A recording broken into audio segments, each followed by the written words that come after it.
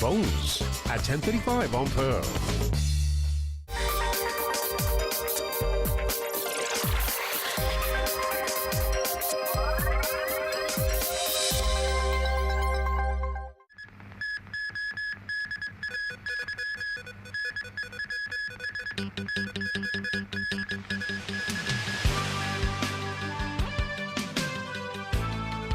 CY Leung says government still willing to talk to Occupy protesters, but says they must accept basic law and Beijing's framework. More protests against the Occupy movement. And another suspected Ebola case in the United States.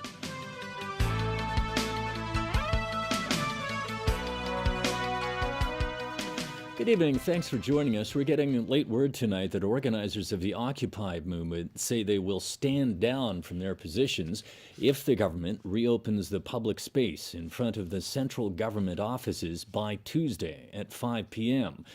This would mean vacating positions along Harcourt Road, Queensway, and other roads occupied currently in Admiralty.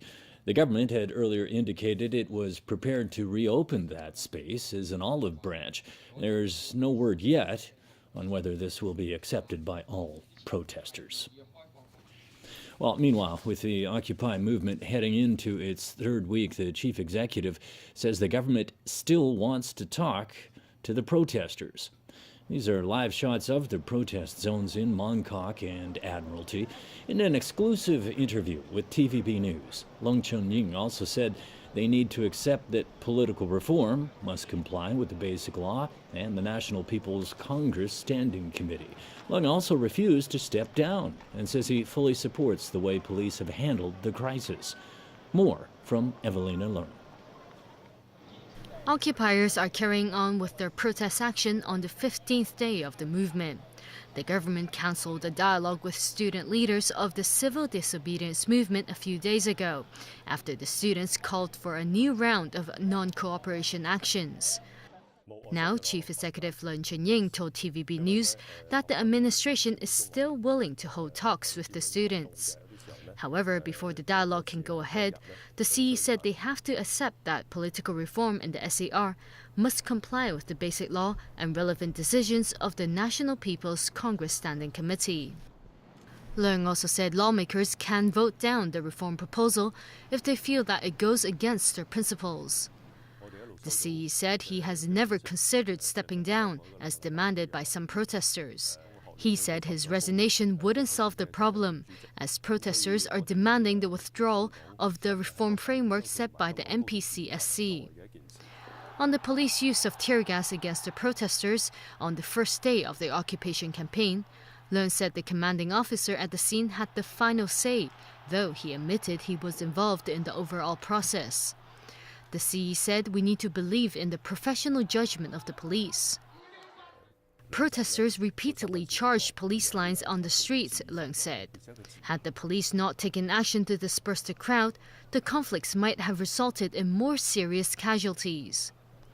The CE also pointed out that unless it's absolutely necessary, authorities don't want to clear out the protesters.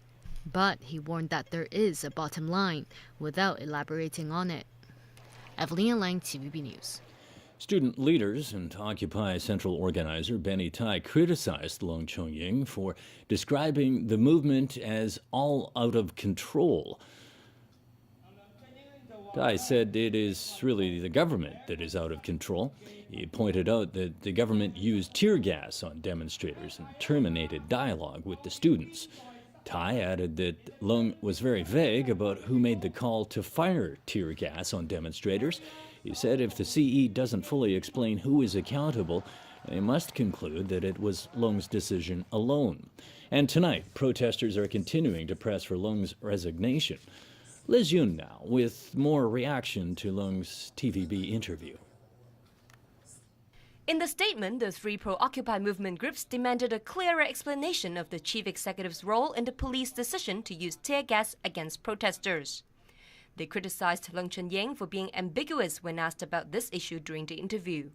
They also continued to call for the resignation of Leung, saying he refused to face the protesters directly, but instead resorted